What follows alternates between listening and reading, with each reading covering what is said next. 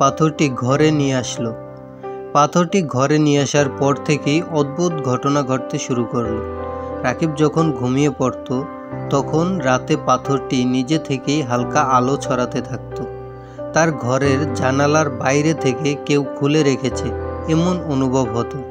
এক রাতে হঠাৎ ঘুম ভেঙে সে দেখল পাথরটি তার বিছানা থেকে শূন্যে ভাসছে। রাকিবের মনে হলো এই পাথরটি শুধু একটি খনিজ নয়, বরং এতে কোনো রহস্যময় শক্তি লুকিয়ে আছে। সে বিভিন্ন পরীক্ষা নিরীক্ষা শুরু করলো। পাথরটি পানির মধ্যে রাখল, দেখলো পানি গাঢ় নীল হয়ে গেছে। ইলেকট্রিক মিটারের কাছে আনলে সেটি অদ্ভুতভাবে কাজ করা বন্ধ করে দিত। পাথরটি হাতে নিলে তার মন শান্ত হয়ে যায় আর আশেপাশের জগৎ যেন থেমে যায়। এক রাতে পাথর নিয়ে রাকিব পরীক্ষা করতেছিল। হঠাৎ দরজায় ঠক ঠক আওয়াজ শুনল।